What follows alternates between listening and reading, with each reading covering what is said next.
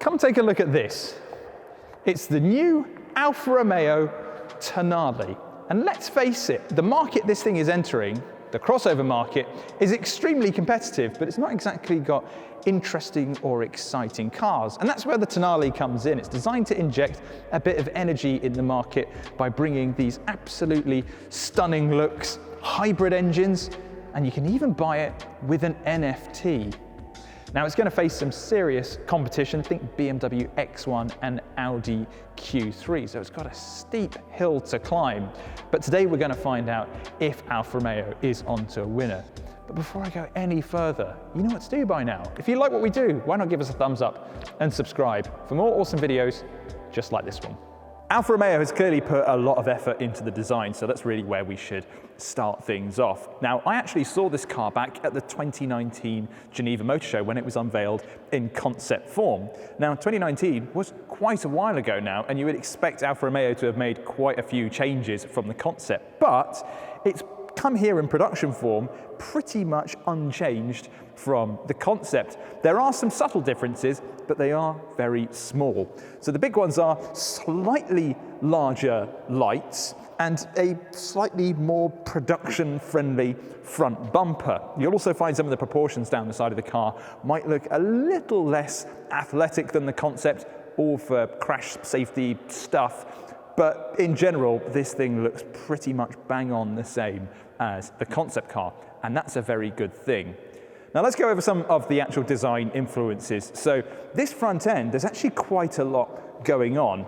So Alfa Romeo claims that one of the big inspirations here was the SZ Zagato, which was one of the most controversial cars probably in history due to its design. Personally, I think it was an absolute stunner. Very, very, very edgy for its time, and we see that kind of real brow going across the front of the car that is very SZ, as are the trio of headlights either side, and they're adaptive lights as well. Another big thing is the Scudetto grille right here. Now this has always been integrated into the actual front bumper, but it's a separate piece on the Tonale, and it really shows and just makes it a lot more prominent at the front of the car. Also note we've got lots more grillage down the bottom of the car as well, and also these little vents at the side, which are in fact real, and I would assume they channel airflow around the side of the car to just make it a little bit more slippery. Very quadrifolio and very sporty. Another element taken from the concept are the wheels. They're telephone dial style wheels, and they're distinctly Alfa Romeo. They look absolutely stunning, and on the Tonale they come in at 20 inches. You'll also notice that this one is called the Speziale. That doesn't actually mean that it's a track focus one, it's just the name of the trim level. Little Italian flag just here, always a winner with Italian cars. Put that on there and it makes it about 10% more desirable. Don't know why. Now the paint looks matte under the lights in here, but actually up close it's metallic. It's called Vesuvio Grey, but you'll also be able to get it in your typical red, blue, and also green as well. And I think on this car it's actually really nicely contrasted with this black plastic trim around the base of the car. Kind of reminds me of the old Alfa Romeo 164. Don't know if you can see it, let me know down in the comments. Now the side profile of the car, Alfa Romeo says exudes athleticism and sensuality. Not sure I'm quite getting the last part, but it's definitely quite an athletic form and does look very handsome indeed. And there's a slight sloping rear roofline as well to make it look more athleticism-y.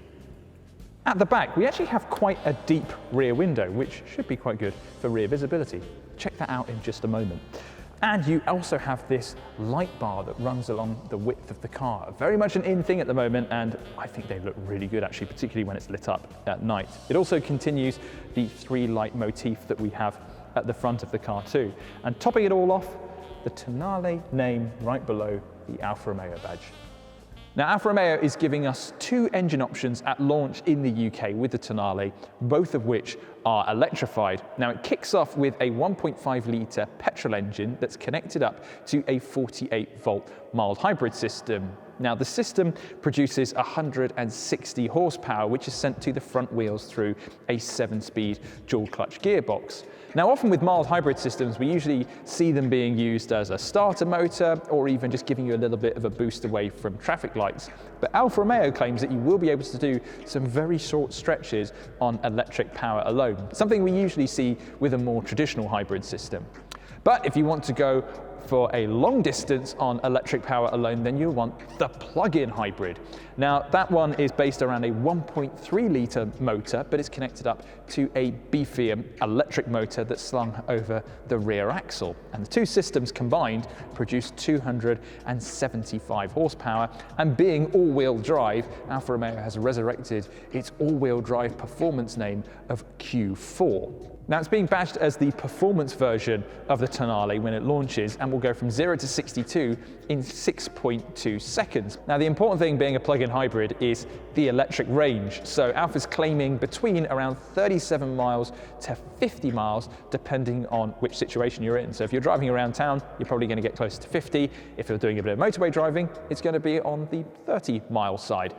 And performance, we're looking at 0 to 62 in 6.2 seconds. This is the more performance-focused version of the Tonale range. However, wouldn't be surprised if I see a quadrifoglio version a little bit further down the line with lots of power. Now, you might be watching this in a country that isn't the UK and thinking, that's not the engine lineup, we get something different. And that's because Alfa Romeo is launching a slightly wider portfolio of engines in different markets. Those include a 130 horsepower version of the mild hybrid system and also some diesel engines as well. But in the UK, we're a little bit more streamlined to the more potent engine. Now, one thing I want to touch on just before we go through the interior of the Tonale is this one here is a pre-production car. We're not actually going to see production cars until the end of the year.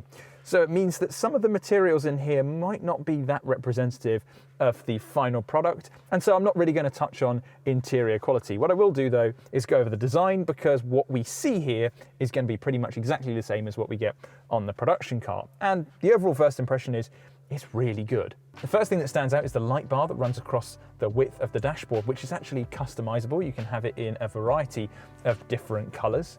The flat bottom steering wheel is absolutely stunning and it's really lovely to hold as well. Plus, you get Alfa Romeo's now signature metal paddle shifters, which is just begging you to keep going up and down the gears all the time. We've got leather sports seats in this particular model with the Alfa Romeo logo embossed in the headrests, but you can get a vegan interior, which is actually just Alcantara. Not exactly a bad thing. The center console has got a couple of cup holders, a small-ish bin under the armrest. Drive selector down here with the Italian flag, which is actually a badge and is very nice. And something Alfa Romeo is really keen to point out is this little drive mode selector down here. Now you can choose between your normal eco and sport modes, but there's also an off button. That's for traction control off. Apparently, loads of their customers were asking it on the quadrifoglio models, so now you get it in the Tonale. Flick it all the way to the top and you can turn off traction control. It's a very digital car as well. We've got two displays on the dashboard, and the one in the center is actually running Alfa Romeo's latest infotainment software. Now, it's actually quite customizable because it allows you to install different widgets on the home screen. So you can basically have it set up in the way that you want it to. You can also go down here and go to other personalization options as well, such as the ambient lighting. Now, as this is a pre-production car, I don't know how representative it is of the final product, but from what I can see here, it is just a little bit slow to respond and a tad bit laggy. But again, it's all designed to basically show us what the final car will look like. I don't know if that's going to be representative of what you'll be able to buy at the end of the year. The driver's display is very nice, and you can actually choose 3 different layouts for it as well. So you've got a minimalist layout, a classic layout, and something that's a bit more modern Alfa Romeo. Now, space in the back of the Tonale isn't actually that bad, particularly headroom. So if I sit up straight, I've got quite a bit of room still to go. So if you're 6 foot and over, it should feel relatively spacious in the back. Knee room is a bit more on the tight side, particularly with the driver's seat in my position, but still, it's not that bad. Other than that, we've got an armrest with a couple of cup holders in it. Not exactly the flashiest thing, but it does the job. And also a couple of USB ports as well, a regular USB and a USB-C. Plus, we've got the leather option in here too, so it generally feels quite luxurious and posh in the back here. It's very nice. The Tonale has a power-assisted tailgate, and it wants the world to know about it because it sounds an alarm every time you open it, which is deeply frustrating. But anyway, when it's open, you've got 500 litres of storage, and that's about on par with its rivals, although BMW X1 has got a little bit more space. But the good news is we have a relatively flat loading bay, so getting stuff in and out is dead easy. Plus, there's actually an adjustable boot floor too, so you can open up even more room if you fancy it. There's no quick release for the rear seats either, so if you want to lower them, you've got to do it manually. And then when you go and close the boot, it sounds like it's about to go and send a rocket into orbit. Why? One of the stranger features about the Tonale is that it comes with an NFT, and Alfa Romeo claims that it's the first car ever to come with an NFT. And the way it works, from what I understand, is that when you buy the car, it will then start uploading bits of information to the blockchain, which will then serve as a digital record of your ownership of your Tonale. And Alfa Romeo claims that that will help with resale values because all of the records will be included on the blockchain. Now, I really struggle with NFTs, and a lot of the applications I've seen just seem like a get-rich-quick scheme, but this actually seems like quite a practical implementation of NFTs. And wouldn't it be hilarious if people jumped on the NFT bandwagon and bought a Tonale and values went through the roof? Wouldn't be if you were wanting to buy one new. Anyway, pricing. Don't know it yet, I'm afraid. Alfa Romeo hasn't confirmed pricing, and we probably won't hear about it for quite a while, as the Tonale won't be coming out until the end of 2022. But we'll have all that information plus a review when it becomes available. So you know what to do, hit subscribe, and we'll see you then.